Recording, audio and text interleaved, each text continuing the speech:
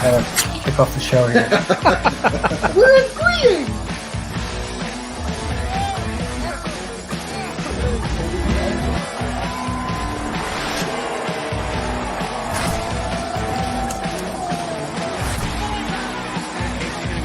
So cleaned up.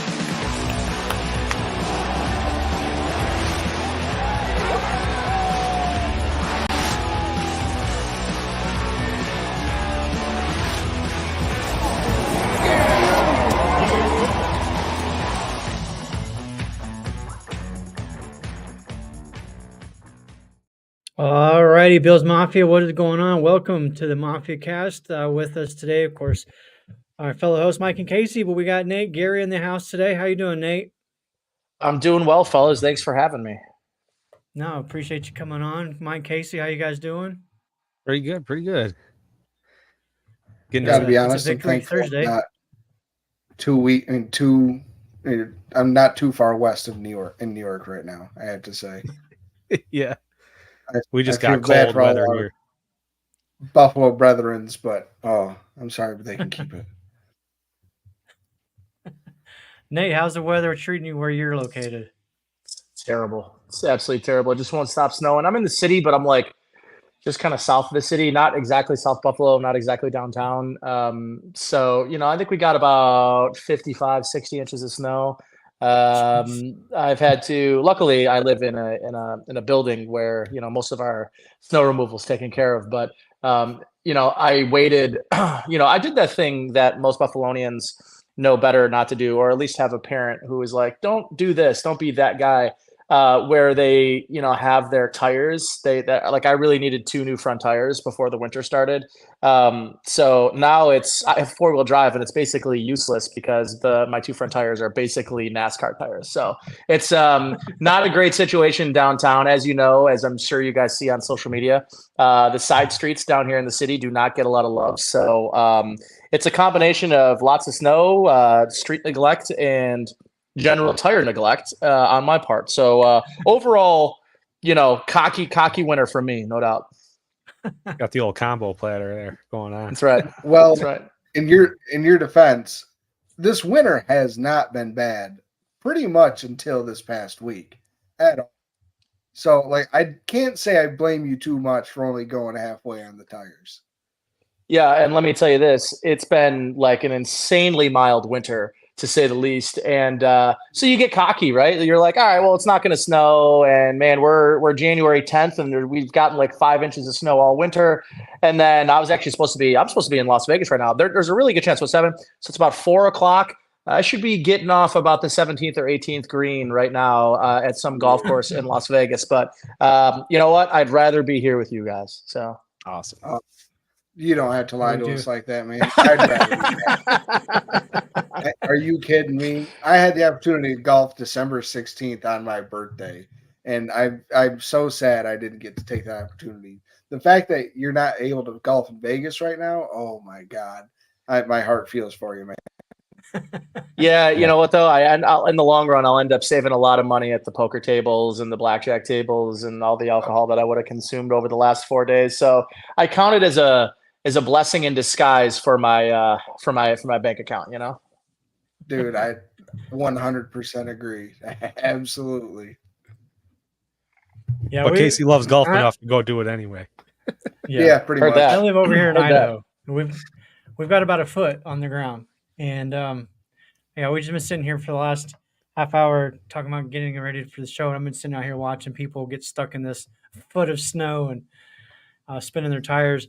I was just telling these guys a while ago because my not living there, my thought was always that because you guys should be used to that, at least the city should be used to this kind of weather, that they do a better job of clearing the streets. And what it sounds like, that's not the case. No, you can get to like the suburbs of the city, Kenmore, Tonawanda, the Kenton area. You know exactly where the city and Kenmore are split. Like one side of Hurdle will be completely plowed right to the pavement, perfectly salted, like there's been no snow and just rain. And then the other side won't have any plowing done whatsoever. So it's a City of Buffalo thing. They don't particularly like. I'll sit here and you guys will not hear one plow go by. And my window's right next to the street. You will not hear one plow go by during the show. If it does, I'll give a listener $100 just for the sake of being wrong. Which, listen, I'm wrong a lot, so I bet you there's probably in 2 minutes there's going to be a plow that passes back here. But no, it's this thing in the city. I don't know. We just don't really get the. They know it's coming, but for whatever reason, I don't know if they don't have enough plows, enough workers. I know I sure as hell I ain't going out there to do anything about it. So I guess I can't complain too much, right? Because I'm not helping the matter much. Yeah. So it Derek, sounds like it's not Iowa, it's Idaho. I'm in Idaho. Same thing. There's 2 states starts with I. I mean, that's the same thing. Pretty much. But it sounds like, the towns are just as good at clearing out snow as like the stadium as Highmark was. So at least we know it's all consistency. We don't utilize volunteers in the towns, in the suburbs, though. They do pay people to do that, luckily. Well, I shouldn't say. I mean, obviously the Bills are paying people, but I'm surprised we've gone this long. Like obviously, I think this week everybody saw those videos and pictures from Lambeau, that contracting company that comes in with those like snowblowers that fit perfectly down the aisles. I have no idea how we've lived here this long and we have not invested in some sort of wild technology called the snowblower. So that's a wild thing for me. Well, maybe this is the one that'll do it for you. Get those going for you guys. I'm not holding my breath. The new stadium, the snow will be a little easier, right? That's right. The snow won't easily be able to get in there as much as it's been. So but it will. Yeah, it inevitably will. Yeah. Well, exactly. That is true. Speaking of the new stadium, have we had any sacrifices this week yet that we were aware of? I don't know. That's a good question. So because I was supposed to be in Las Vegas on Monday, I called my boss in the morning. I woke up. I said, flight got canceled again. So if you need me to work, I can do my normal shift. And he said, no, I mean, we got you covered, unless you want to come in and co-host the post game. I'm like, nah, I'm good. I will find me some tickets to this game and I'm going to go. And we tailgated kind of right next to where the new stadium is. So when we walked up to the stadium, we had to walk past. And it felt like I definitely saw some people kind of like eyeing it, like, how hard would it be to get over the fence kind of thing. But I can tell you from my perspective, I had zero interest even walking anywhere near it or peeping over the fence. I've got bad knees and bad ankles. I wouldn't survive a fall like that, Not like the people that had to find out how deep it is for themselves. Right. Or, listen, I mean, I don't know what kind of, the first guy that sacrificed himself was like on LSD and mushrooms and beer. I mean, listen, that's quite literally, that's quite a trip that guy's taken. I'm not sure that I don't know about you guys. I like to enjoy a couple of beverages before a Bills game and during a Bills game, but I've never heard of LSD and mushrooms before a Bills game before. And then, dosing yourself in human feces that aren't yours. That's a real, I like to call those super fans. And that guy's definitely going to be on the Wall of Fame someday. Oh, for sure. Definitely. Yeah. Let's first of all, let me address Warren's comment here. Idaho, I'm assuming a big potato state. I know nothing. Most people don't know anything about Idaho. Yes, we have some potatoes around here. I guess probably the only other thing that we might be known for is the blue turf. But that's right, Boise. Blue turf. Yeah, Boise. Yeah. That's about it. That's all I know. That's all I know about Idaho. Boise State, Kellen Moore, and potatoes. Yeah. And that's fine. That's all we need. Let's jump into the game, Bills and Steelers, really quick. I don't want to spend too much time on this because, most of the podcasts throughout the week have already kind of beat this game up and dove into it. So I'm just going to ask kind of a quick question of all of you guys and kind of really quick, what was your takeaways? What coming out of that game concerns you the most aside from the injuries, but also coming out of the game, what gives you the most optimism moving forward? We'll start with, Casey, you first.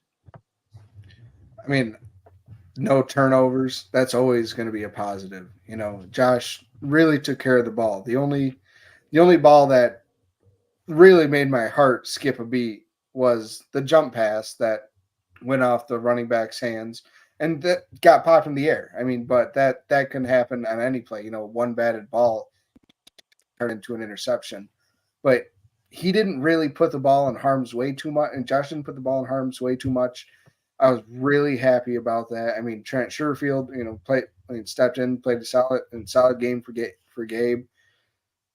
He didn't have Gabe's, you know, playoff game, but he had Gabe's regular season games, you know, about through half the year. So we didn't miss too much there. I mean, obviously Khalil Shakir, speaking of Boise State, our guy just continues to grow and just be that wide receiver that we all thought he could be, and just the steal that he was in the 5th round. So overall, I mean, I'm happy with how the offense ran and like just the efficiency of it. How about you, Casey or Mike? Oh yeah, I agree. I mean, we've been rolling, right? Several games now. So there's no reason to not feel confident. But you know, the things that worry you is the typical, you know, Bills beating themselves things. You know, we hope, like Casey said, turnovers and flags and special teams doesn't become an issue.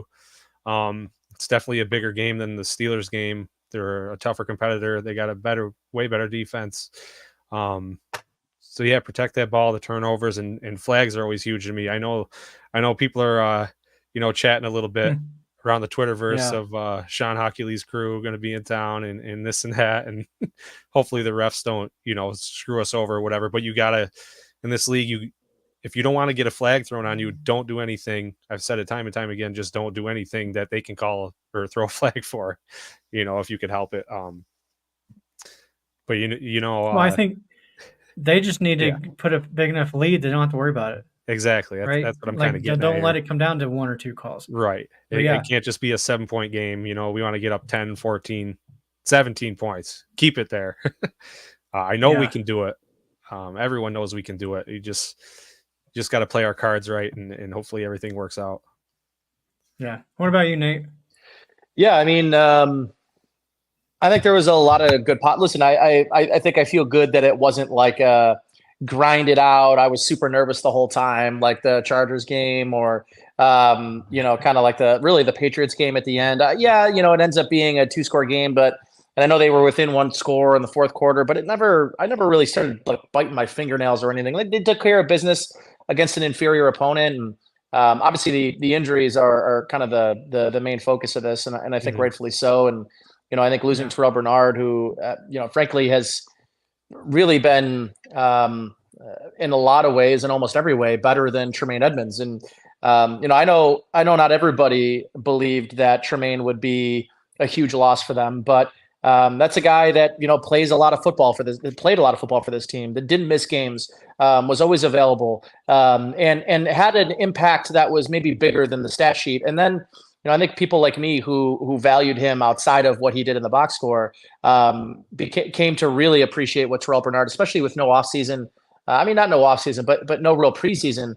You know, having that hamstring injury and kind of that Mike linebacker position being in limbo and in flux until week 1. And I mean, he fit in very well, and it just ended up being a seamless transition. And frankly, again, I mean, he just impacts the game in a very different way than Tremaine had. So losing him and potentially missing him for this game would, I think, be a huge loss for the Bills. But I think overall, like I think about the offensive side of the ball. I know when you guys just mentioned Khalil Shakir, and you know, that's not a guy that I necessarily thought would be having the impact he's having right now earlier this season. I can tell you that going into the season, I was pretty concerned about him being this team's wide receiver 3. I was kind of maybe penciling Deontay Hardy or Trent Sherfield into that role, and that just didn't obviously come to fruition. And Khalil Shakir has played himself and has earned every bit of praise and every bit of playing time that he's been getting, and targets, frankly. So, you know, he's been a really, I think, a good step forward for what this offense needs in terms of player development. And obviously, Dalton Kincaid. And so seeing, I think maybe the best thing I took from that game was seeing the other pieces, the complementary pieces, stand out. Seeing Dawson Knox get the first touchdown, Dalton Kincaid lead the team in receiving yards in this game, and obviously Khalil Shakir having I think the difference in this game, which was just an unbelievable play after the catch.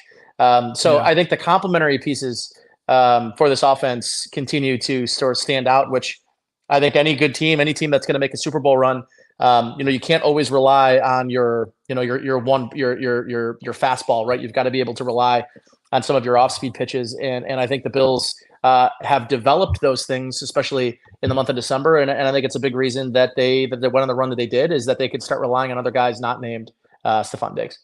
I'm glad, as you're mentioning, huge.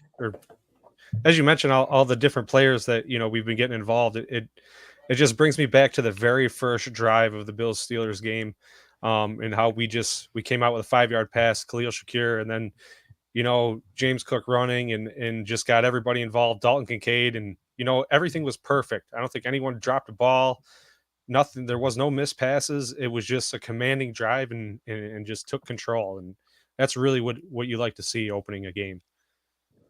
And meanwhile, all these complementary pieces got theirs, while Diggs still got his catches and yards. Yeah. So like it goes to show you that everybody can get the ball. And that's something like that Nate said. It seemed like we have been the last year or two have been relying too hard on Diggs.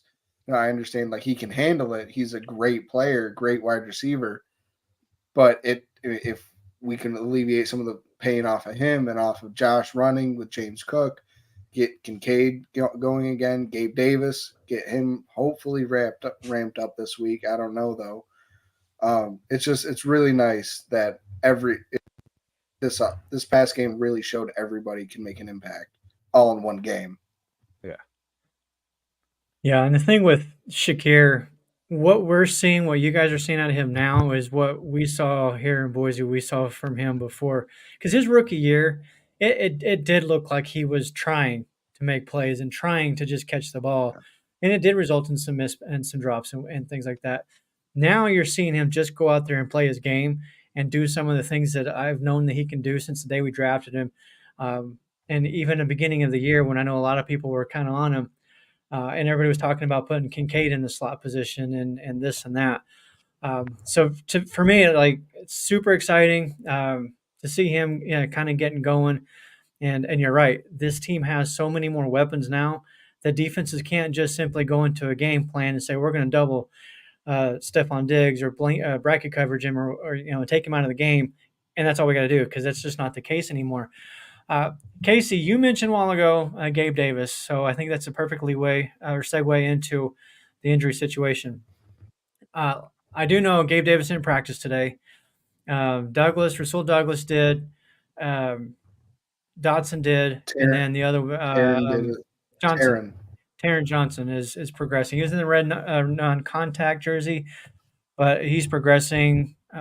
Sounds like he's probably going to play. To me, and you guys tell me if I'm wrong or what you think, but to me, getting those three guys back is obviously it's huge, but I think it's so big in the fact that I think this defense can be successful and do what they need to do with those three guys, even if we don't have Bernard in the game, because we got Daquan Jones back in the middle of the defensive line now. And with these other guys, I think the defense will be able to do what they would need to do. I mean, this whole year is seemed like. I mean, I know you're not a big fan of rotating players in and out, but we've kind of just been riding the wave and doing what we need to do. And it seems that like no matter who you throw in there, they're out there making plays. Yeah, they've definitely been the epitome of next man up for sure, no doubt.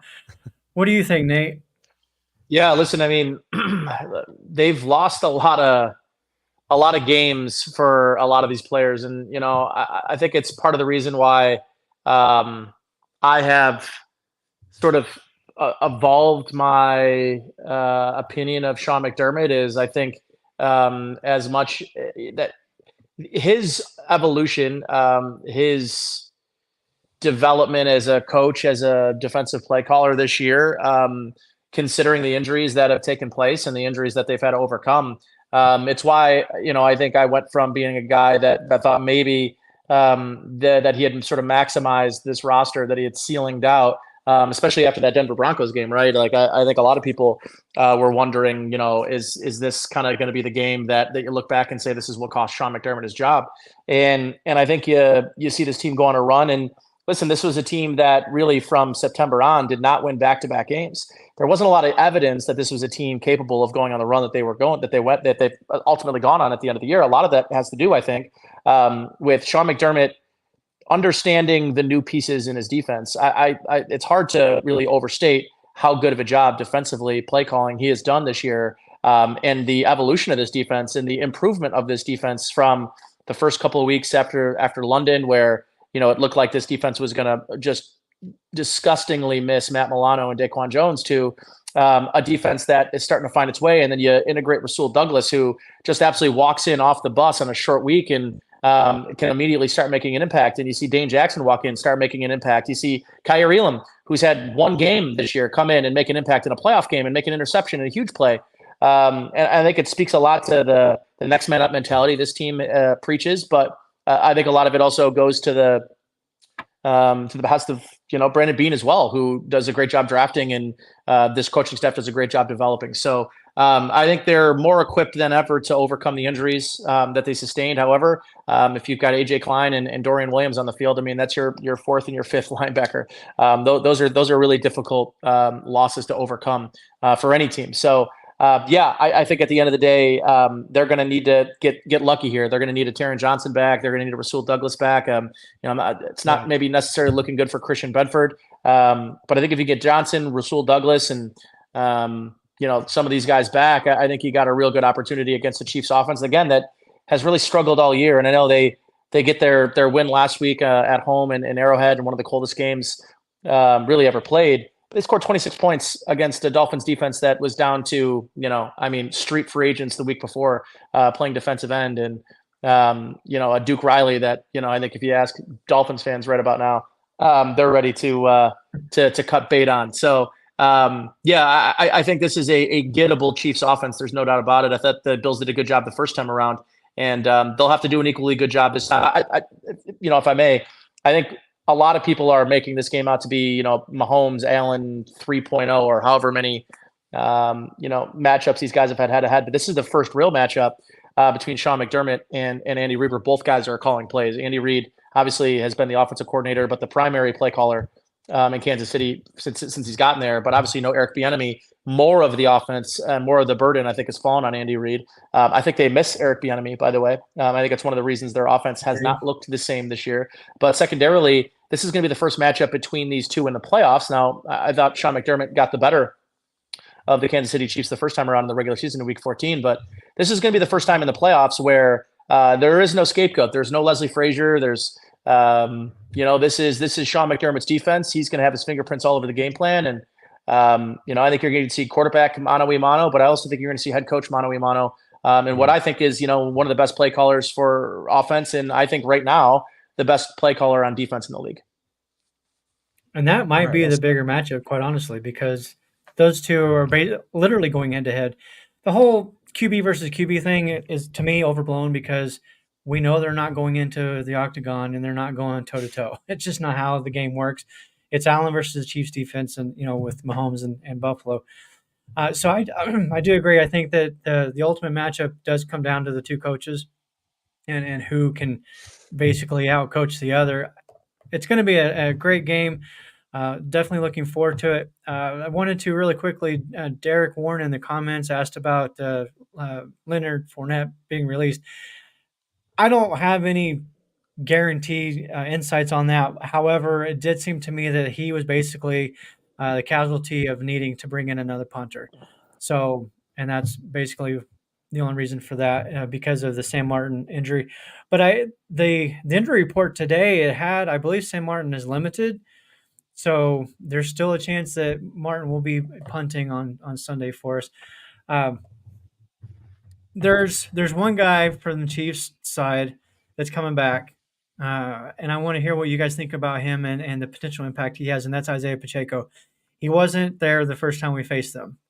For me, watching that guy run, I've heard this over and over again, he runs like he's angry at the ground. That's a good way to describe it. What do you guys think about him coming back? How much of an impact do you think he will have on this game? I'll start with you on that, Casey. I mean, Pacheco seems to really be the catalyst for their offense this year. They've really thrived in the play action. I mean, Pacheco being able to run the ball effectively, it's the same thing as, what we've been screaming for the last couple of years. Get Josh a run game. Be able to open up the play action pass. The Chiefs did it, but they did it a year quicker than the Bills did, with getting Pacheco. Look what Mahomes has been able to do. Does he have the same numbers that he had when he had Tyreek Hill? No, but he's still considered, if not the best quarterback in the NFL.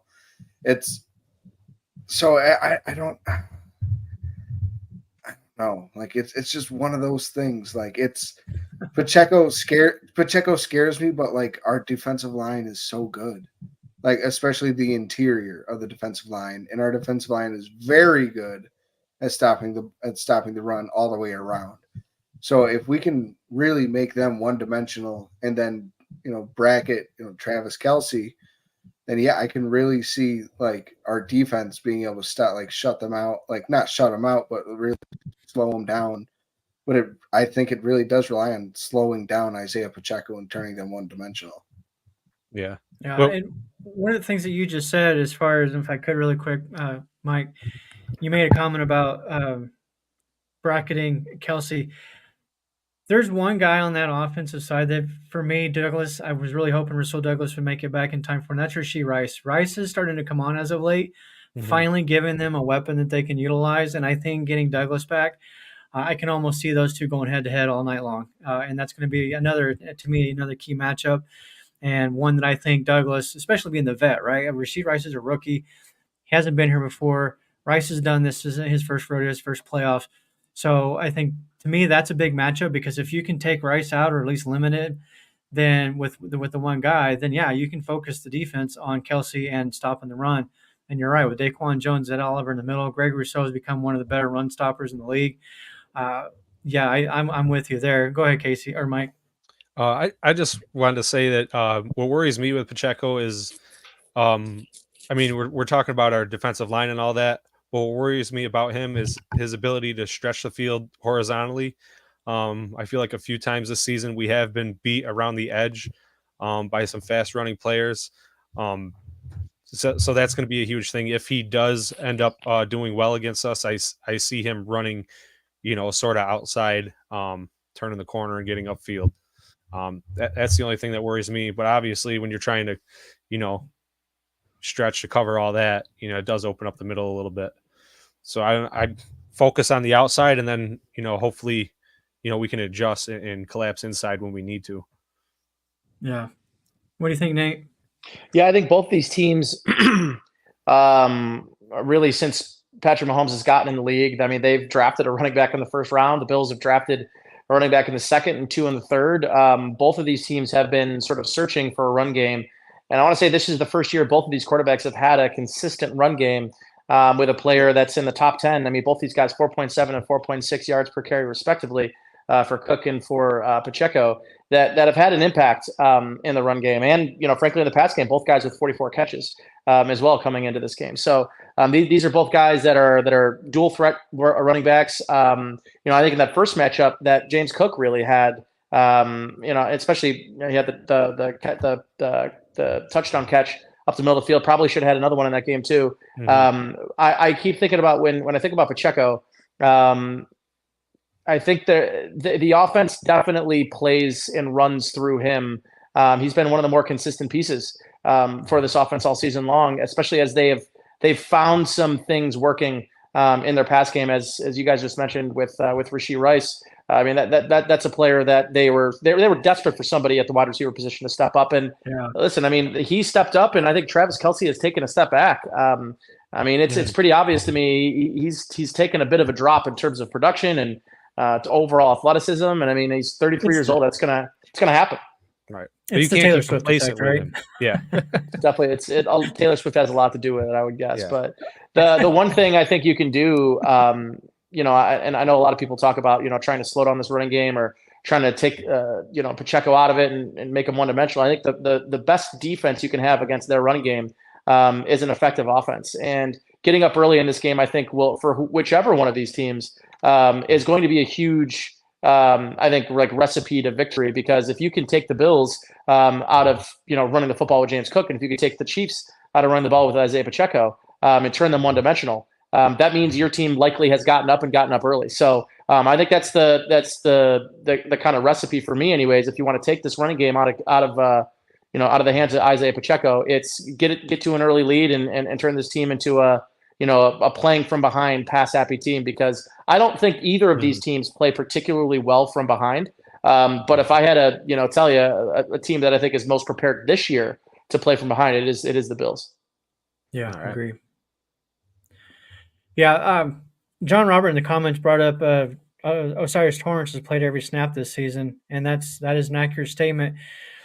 Is there any concern that? Well, I'll say this: to me, that is one concern: is Torrance and McGovern versus Chris Jones. Chris Jones is the type of defensive lineman that can wreck the offense if they don't have an answer for him. And Torrance started off, I feel like, the season pretty well, and it does seem like he's kind of hit a little bit of a wall here down the stretch. And is between Jones and Karlaftis, I think they have a front that can make it kind of difficult. But is that a concern for you guys? Do you think our offensive line can hold up to them just fine and give Allen plenty of time to make plays? Yes. Yeah, I do. I do.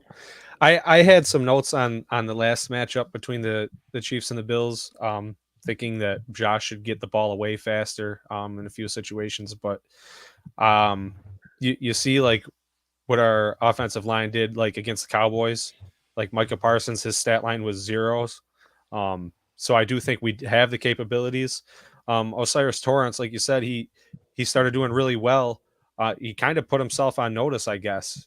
Teams started looking out for him maybe, and sort of focusing on that because he has been doing so well. What do you think, Casey?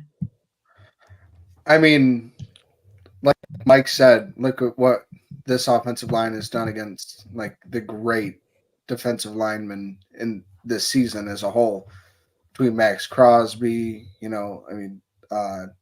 didn't get to play TJ Watt, but Cameron Hayward, just all these guys, and nobody's really wrecked a game yet from the defensive line perspective.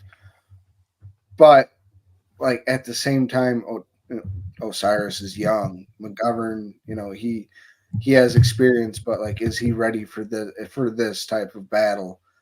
The good thing is we have an anchor at center with Mitch Morse, who is going to be there right by both their sides and ready to help out any way he can against Chris Jones, because they're going to need it.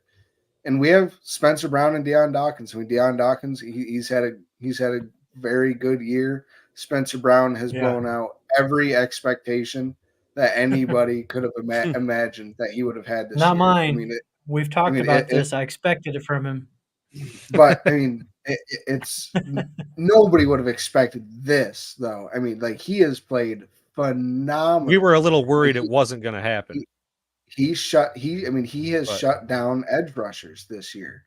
I mean, he's cut down on the penalties. I mean, it's been phenomenal. So I think our line can. I truly think we can. I mean, Karlaftis and Brown's going to be a hell of a matchup, and then Chris Jones against the entire interior offensive line for us is going to be a hell of a matchup as well. But I definitely think we have the guys that can do it.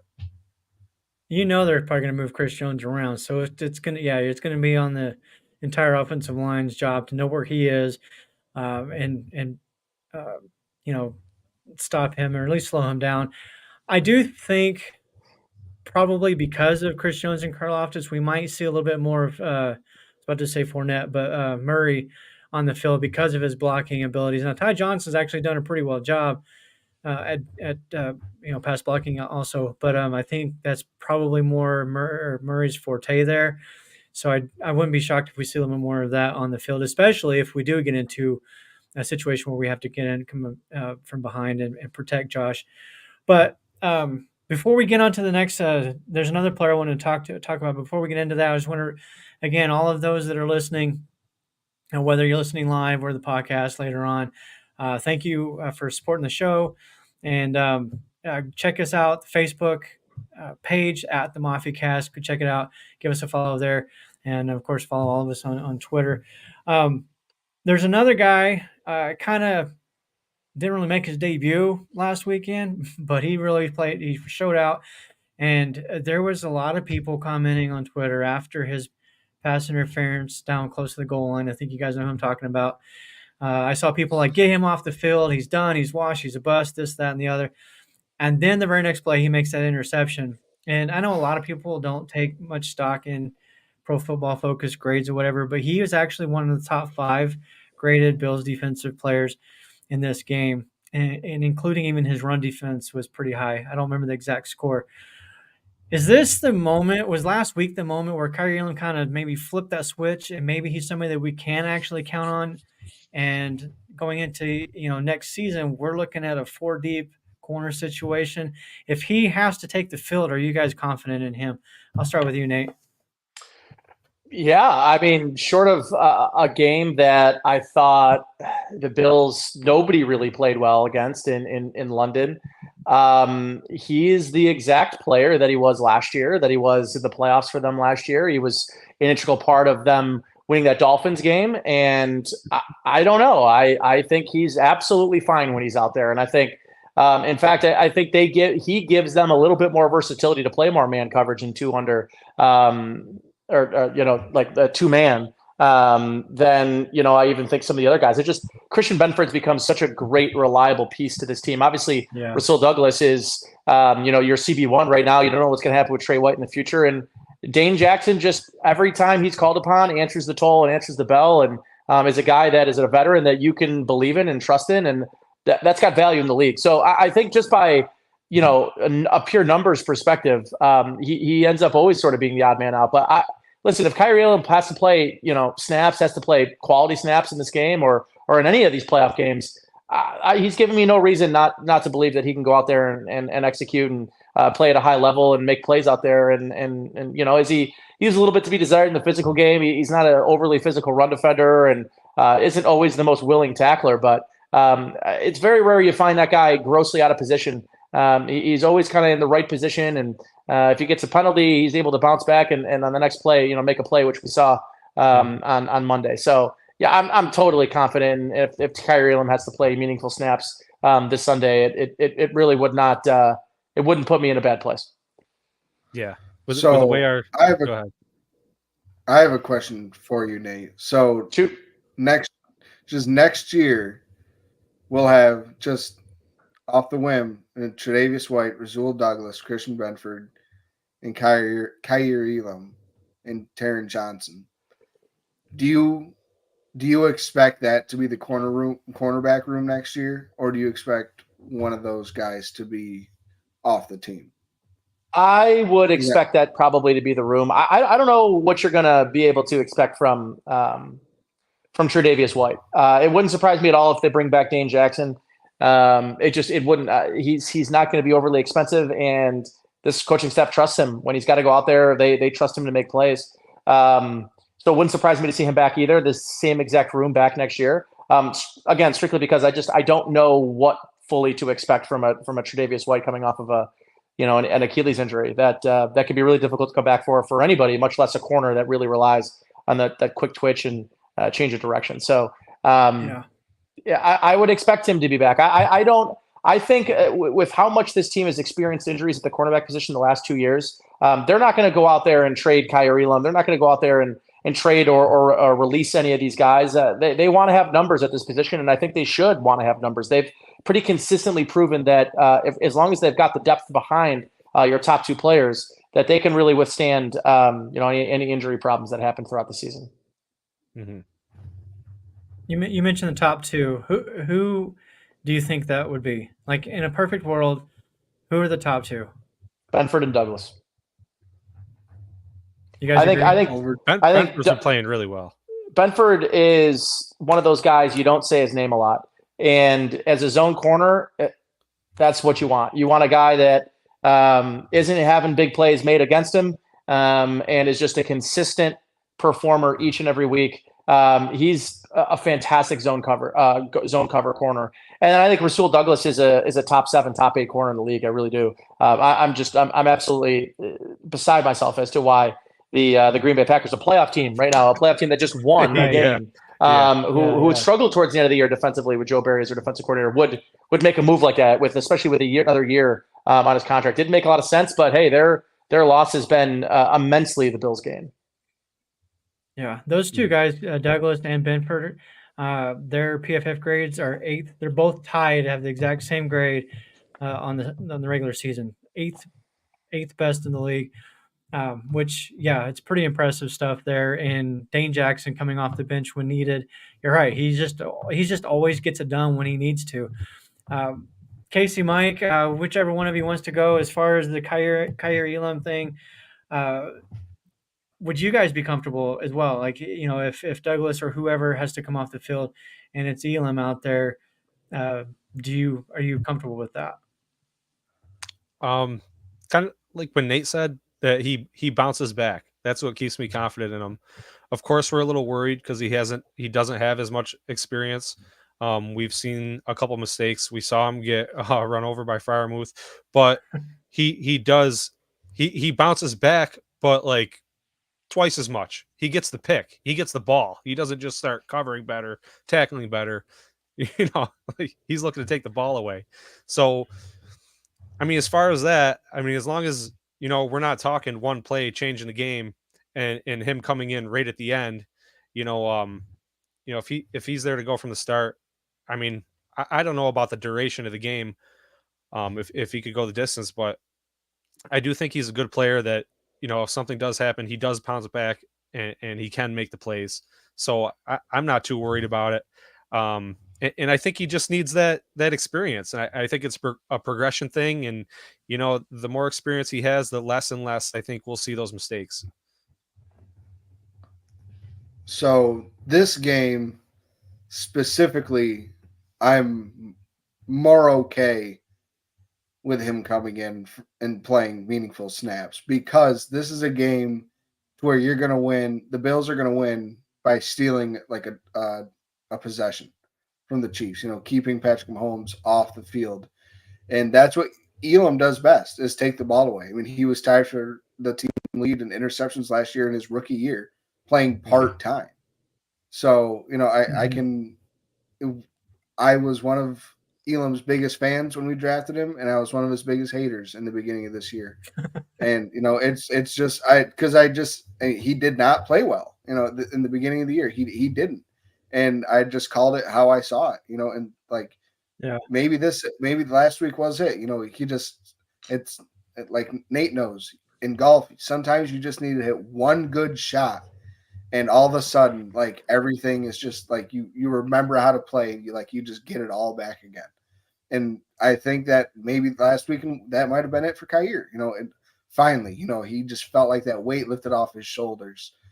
And like now he can go out and play football again. Stop thinking so much about it and just go out and play football. Like Mike was talking about with Shakir. He's not thinking, he's not trying too hard. He's playing, not reacting. Yeah. I do think the crowd might have lit a little fire too, because he got some heavy boos after he got trampled there.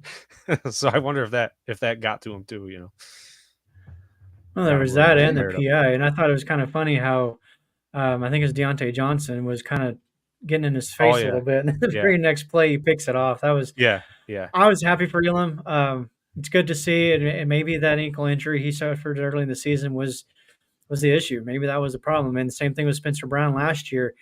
He had the ankle in the back. You name it, whatever. Going forward, I think one of you, Casey, you mentioned keeping Mahomes off the field. I'm going to actually pivot off of that because of the Chiefs' defense. To me, that's a championship defense. Their offense, to Nate's point a while ago, if you're in a shootout, I trust the Bills more so in that. I would straight attack the Chiefs and try to just put up points on them quick. Let Mahomes come out on the field and see if they have the weapons to keep up, because I don't think they do. And that's one way you can make them one-dimensional. Take Pacheco out of the equation and go out there and get him. I still want to incorporate the run. I'm not saying, ignore the James Cook, whatever, but I'm just saying maybe use a little bit of up-tempo early on to kind of really put the pressure on the Chiefs and their offense. And because we saw week 4 when we played the Dolphins, and there was kind of that back and forth. And I remember saying to my family here, is like, we keep the pressure on Tua, he's going to falter. And that's what happened. We got to score ahead, and they had to keep up. We got to score ahead, and they had to keep up until eventually Tua couldn't do it. And I'm not saying that Mahomes is Tua. Don't get me wrong by any stretch of the imagination, but I just don't feel like they have the horses to keep up. So I want to see them attack. I want to see a little bit of up-tempo and put up some points really quick and put the pressure on Mahomes and that receiving core. Go from there. Mm-hmm. How many tackles does Taylor Swift get? I made a joke earlier today with my wife, and I said, how cool would it be if they want to keep putting, because the camera's going to be on her, so it's might as well just make some fun. Let's put Haley Steinfeld and Taylor Swift in the same suite together, and just watch them go at it every time their respective boyfriends or whatever score. That add a little extra dimension to the game. No, I like that Josh's girlfriend is not in the spotlight. Yeah, I agree. They prefer it that way. Yeah. Gabriel here just jumped in. Can you guys touch on the injury report from today? Yeah, just really quick. It looks like Rasul Douglas is probably going to play. Terrell Dotson will probably play. And then who was the other one? Taron Johnson's probably going to play. Likely doesn't look good for Gabe Davis. Doesn't look good for Bernard. We'll know more tomorrow. If those guys don't practice tomorrow, then they're definitely not going to be there. But and then Roy Casey has horses on defense. They do, I agree with that. I just feel like with the Bills' offense, there's just so many weapons that they have, and they're finally starting to understand how to use them and put them in positions to make plays. I just think that this offense can score on any defense right now. They are, and it's the playoffs. And how many times has Josh Allen been in the playoffs? And he just takes it to another level. You got playoff Lenny, then there's playoff Allen, right? Like 2,500 plus yards in 9 games, 23 total touchdowns, only 4 picks in those 9 games. He's 5-4, but that's more about in my opinion, the defense than it is him. Obviously, I believe he's averaging close to 60 yards rushing in those 9 playoff games. He's just unstoppable in the playoffs. But you guys had anything else you wanted to add? Any thoughts, suggestions, keys to this game? What are you kind of looking for? Well, that's what I was going to ask Nate. I was going to ask him, what's your biggest concern for the Bills this weekend? How did the Bills lose other than beating themselves with penalties and turnovers? I think Steve Spagnuolo is probably one of the more underrated defensive coordinators and play callers in the league. And, Dan Orlovsky did a great breakdown this week about Sean McDermott and how they did such a great job this week against the Steelers, disguising coverages and, starting in one look and then post-snap breaking into other looks, but doing it in a way that forces the offense to change the rules of a specific play. So it may not be a full change in coverage, but just changing on who lines up where, or, starting with 7 guys in the line of scrimmage and backing off. And I think that will be a huge one of these quarterbacks. Both of these quarterbacks make mistakes. They throw interceptions. They put the ball in harm's way, but that's part of what makes them so unique is they're willing to make plays that 30 other quarterbacks in the league just simply put aren't capable of making. So I think for me, Steve Spagnuolo, can he create enough confusion and coverage pre to post snap to convince Josh he's seeing one thing and show another. So that to me, I as much as this is, we talked about the Mahomes versus Allen and the Andy Reid versus Sean McDermott is, I think the Allen versus Spagnuolo matchup, Spagnuolo's gotten the better of Josh Allen a couple of times, but I think Josh Allen's also gotten the better of this Kansas City defense several times. Obviously, 2 years ago in the playoffs is, Josh's maybe greatest claim to fame and one of the best performances we've ever seen from a quarterback, just to be outdueled on the other side. But this is a Bills defense that has done a tremendous job against Kansas City in the regular season. That has changed. Mm-hmm. Something has changed in the postseason. The Kansas City's, I think, got a 40 points per game against Sean McDermott in the playoffs. That's going to be something that definitely has to change this week. I don't think there's any real chance that if Kansas City scores 30 or 40, that the Bills are going to win this football game. So, can these defensive coordinators disguise? Can they, and can they have the players to disguise? You're not going to be out there disguising lots of coverages with third stringers or Cam Lewis, at slot corner instead of Taron Johnson, or having to play, Kyrie Elam. So they got to get healthy, and they've got to have their starters in the lineup. And if they can do that, then I think they can do some things pre and post snap to try to get the ball back in the hands of Josh Allen on the offense. And if you remember, AJ Epinesa has that big tipped interception early in that football game to steal a possession. They didn't end up scoring on that possession, but that's going to be big too. Is if you can't get to this guy, getting your hands in the passing lanes is going to be hugely important in this game. Yeah, it is. I was going to go in a certain direction, and I've already forgot what that direction was going to be. That happens sometimes with my old brain. Casey, No. Mike, what about you? What do you guys think as far as? I mean, Casey, you asked that question. What's your opinion? What's your thought on that? What outside of, like you said, the obvious things? What concerns you? What can the Chiefs do that might get them this W? The Chiefs, doing what the Chiefs do best, and that's Patrick to Kelsey. I mean, Kelsey lives in the middle of the field. It's amazing. He just knows. He sees his zone. He's able to find a soft spot, sit down, and Mahomes finds him immediately. And with Bernard more likely than not being out, down Milano, it scares me. I mean, we know Dodson isn't the world's best pass coverage linebacker, and the fact that he's going to be our number one linebacker this week. Klein, he's, same as Dotson. He's not the world's best pass coverage. He can get the job done, but they're no Terrell Bernard or Matt Milano. So that the middle of the field on pass coverage is what scares me most. I wouldn't be surprised to see this team get into a little bit more of the dime coverage and bringing in Rapp if he's healthy, or even Cam Lewis to try to, work on and do more so of a double directly right onto Travis Kelce, just to take away the middle of the field. Right, because I feel like they can't rely on, many of the other players like they can Kelce. I mean, even though we do think he has taken a step back, he still is a good piece of their offense. But yeah, aside from that, we were talking about Pacheco earlier, and like I said, I've seen our team get beat around the edge multiple times this year. And what really worries me is the fact that we've already beat them once. I think it's harder to sweep them than, to lose one and win the next one. Absolutely. I'm always on board with that theory. So, I mean, tough to completely sweep them, but I think we're definitely capable of doing it. The key to that, though, is the fact that we already beat them in their house, and now they have to come to our house to do it in the playoffs for the first time. We can't forget, this truly is Patrick Mahomes' first road playoff game. Yep. He's never played in front of Bills Mafia. Yeah. The outside fan can say what they want. Fans and the stadium make a difference. They make Absolutely. it impossible. They make it impossible for the call to be heard in the huddle, to the cadence to be heard at the snap.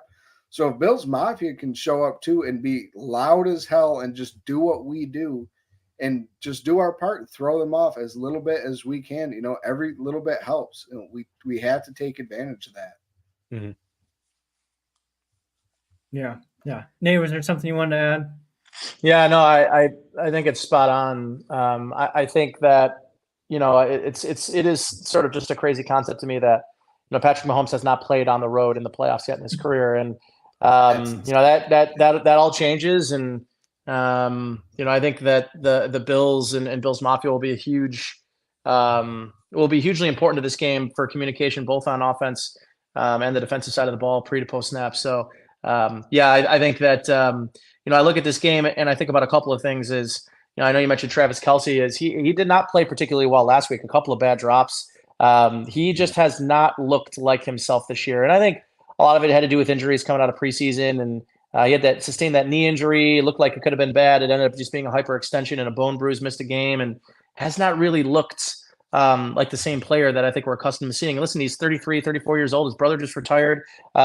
It's very possible that this could be Travis Kelce's last game, in a Chiefs uniform, which would be pretty remarkable to say the least. So, all in all, I listen, this is a legacy type game, and a narrative type game. The Bills lose this game, and they can't seem to get past Patrick Mahomes, even with an old Travis Kelce and an offense that really hasn't scored more than 30 points any more than a handful of times this year. And this is a hugely important game for this franchise and getting over the hump. And it does not like it gets much easier next week. They're going to have to face either a blazing hot Houston Texans team, but I think more likely the Bills will be on the road in Baltimore or whoever wins that game on Sunday, and that's no easy task, but it's a great opportunity, and I'm super excited for the game. It should be a great game.